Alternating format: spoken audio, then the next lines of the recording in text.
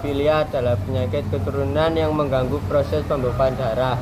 Gejala utama hemofilia adalah pendarahan yang berlangsung lebih lama. Penyakit ini lebih sering terjadi kepada pria. Hemofilia terjadi ketika darah kekurangan protein dan akan membentuk faktor pembekuan. Akibatnya, darah penderita hemofilia sukar membeku. Meski kondisi ini belum bisa disembuhkan, namun penderitanya dapat hidup normal dan mencegah terjadinya luka dan melakukan kontrol rutin ke dokter. Sini saya akan menjelaskan tentang tipe-tipe hemofilia. Hemofilia mempunyai 3 tipe. Yang pertama adalah hemofilia tipe A. Nah, hemofilia tipe A ini biasanya juga disebut hemofilia klasik, yang mana tidak disebabkan oleh faktor genetik. Hemofilia tipe A ini juga terjadi karena tubuh kekurangan faktor pembeku darah 8. Biasanya hemofilia ini berkaitan dengan kehamilan, kanker, dan juga penggunaan obat-obatan tertentu. Nah, yang kedua ada hemofilia tipe B. Ini beda sama hemofilia yang tipe A tadi, karena kalau yang hemofilia tipe B ini karena tubuh kita kekurangan faktor pembeku darah 1X atau pembeku darah 9. Biasanya diturunkan oleh ibu, tetapi dapat terjadi karena perubahan atau mutasi gen yang sejak bayi atau sebelum dilahirkan.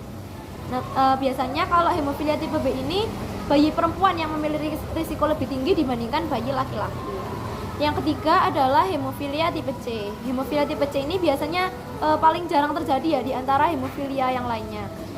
Hemofilia tipe C ini terjadi karena kekurangan faktor pembeku darah 11 atau X1.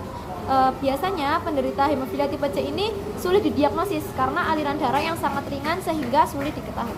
Jadi teman-teman, di sini aku akan ngejelasin apa sih penyebabnya hemofilia.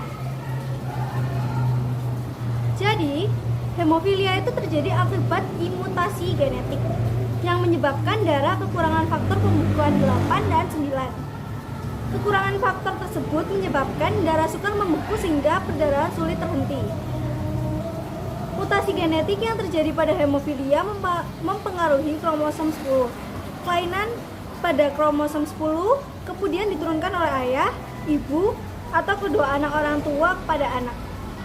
Hemofilia yang bergejala biasanya terjadi pada anak laki-laki. Anak perempuan lebih sering menjadi pembawa atau carrier gen abnormal yang berpotensi untuk mewarisan kepada keturunannya. Terima kasih. Nah, di sini aku akan menjelaskan tentang gejala hemofilia. Gejala hemofilia itu biasanya darahnya sukar membeku sehingga menyebabkan pendarahan sulit berhenti atau berlangsung itu lebih lama. Ada juga yang pendarahan itu digusi. Ada pendarahan yang sulit berhenti secara operasi, misal habis operasi sunat atau misal habis cabut gigi, gitu pendarahannya susah berhenti. Biasanya juga ada darah dalam urin atau tinja. Juga bisa mengalami memar. Pendarahan pada sendi yang ditandai dengan nyeri dan bengkak pada sendi dan siku dan lutut itu juga pertanda bahwa dia gejala hemofilia. Hemofilia ringan biasanya faktor pembekuan dalam darah berkisar 5-50%. Penderita biasanya mengalami pendarahan yang sulit jika luka yang dialami cukup parah, gitu, seperti operasi atau prosedur medis lainnya. Sedangkan hemofilia sedang, jumlah faktor pembentukan bisa berkisar 1-5%. Penderitanya juga cenderung lebih mudah mengalami memar. Sementara pada hemofilia berat, jumlah faktor pembekuan kurang dari 1%. Kondisi ini membuat penderita sering mengalami pendarahan spontan tanpa sebab yang jelas, seperti gusi berdarah, mimisan, dan pendarahan atau pembengkakan di sendi-sendi otot. Terima kasih. Nah, selanjutnya di sini aku akan jelasin tentang upaya pencegahan hemofilia.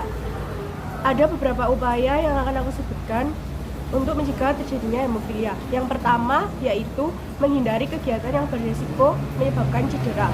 Yang kedua, menggunakan pelindung seperti helm, pelindung lutut, dan pelindung siku jika harus melakukan aktivitas yang berisiko.